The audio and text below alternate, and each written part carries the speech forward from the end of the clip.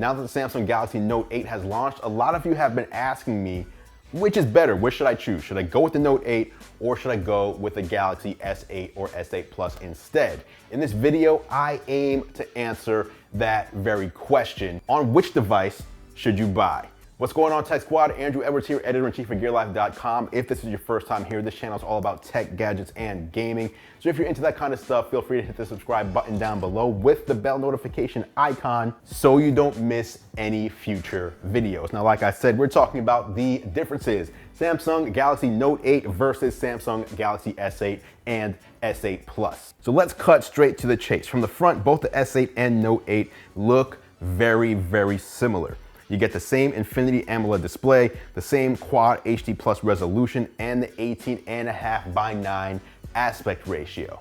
The S8's a bit more curved compared to the Note 8, which has a grippier rectangular design, and the screen on the Note 8 is a bit larger too, at 6.3 inches, but that's about all there is to differentiate these two phones, at least from a visual perspective. As far as design language goes, again, you're looking at very similar devices. You got the volume rocker on the left-hand side of the phone, which is right above that dedicated Bixby button, USB-C port on the bottom for charging along with the headphone jack and mono speaker, and the S Pen. And over on the right, you've got the power button. Construction is the same with the same metal and Gorilla Glass 5 hybrid design, but the Note 8 is a little bit heavier, 22 grams heavier than the Galaxy S8. And by the way, speaking of those displays, I want to thank our sponsor for this video, Plex. Plex allows you to access your content anywhere you are, even when you're on the go, using the Plex app. If you're unaware, Plex is a service and an app. You can download it to an iPhone from the App Store or to an Android device from the Google Play Store, and it allows you to stream content stored on your home network. It's super simple to use, super simple to set up, and it's free.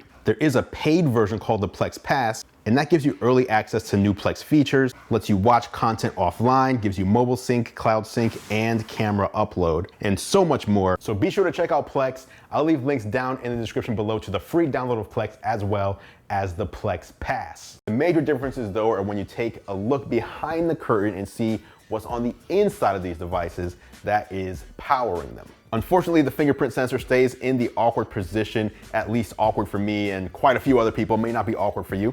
But you do get a dual camera sensor on the back. That's one of the major changes. Actually, my favorite change, my favorite upgrade, my favorite spec of the Galaxy Note 8 is that dual camera system. Both are 12 megapixels like on the S8's camera, but having two sensors on the Note 8 gives you much more flexibility.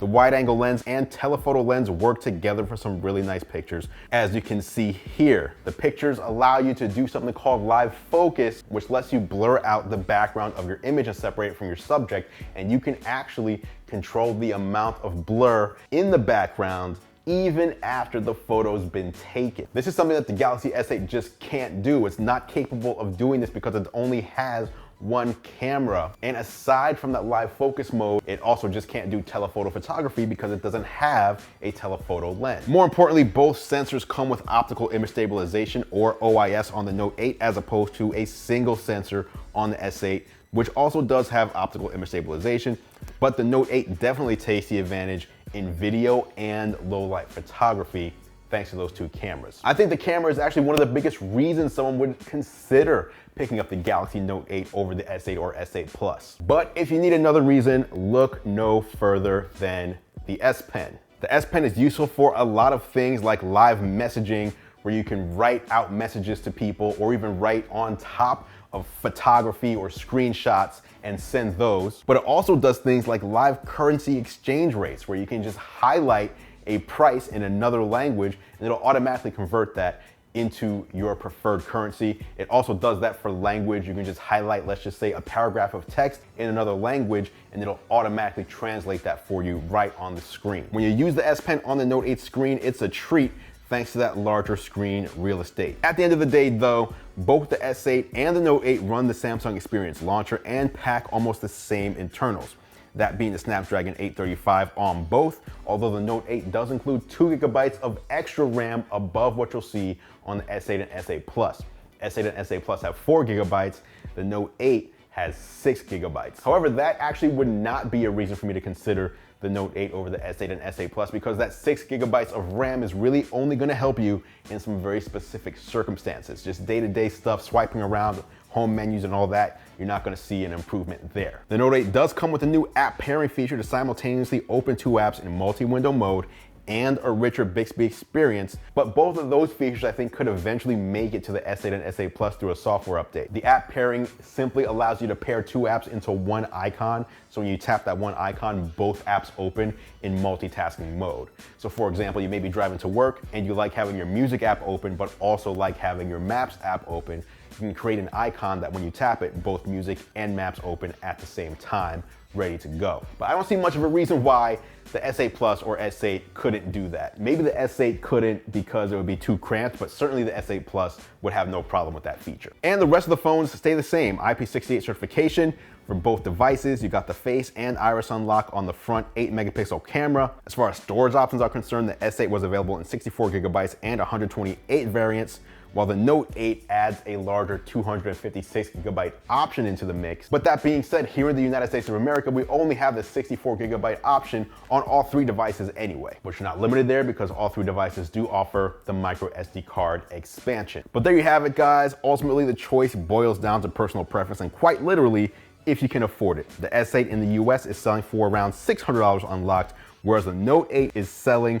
for closer to $950. You can find it in some places for around $925, maybe $900, but still that's an over $300 difference. For some people it'll make sense, but for others it'll be $300 just for a camera and an S Pen, and that could be a pretty steep difference, especially for the average user. But if you're someone who wants the latest and greatest and just can't live without it, there's nothing on Android that can beat what the Galaxy Note 8 has to offer today. So there you have it, guys. That was your look at the Galaxy Note 8 versus the Samsung Galaxy S8. Let me know what you think. Which phone are you choosing? Which phone are you picking? Or are you not going with an S8 or Note 8? Are you going somewhere else on the Android platform? Or are you waiting to see what Google does next month with the Pixel 2? Are you on iOS? Let me know in the comments below. I'll meet you down there for further discussion. You can't really go wrong. Both of these phones are fantastic devices. It just comes down, like I said, to personal preference and what you can afford or what you want to pay. If you want to see a comparison between the Samsung Galaxy Note 8 and the new iPhone 10,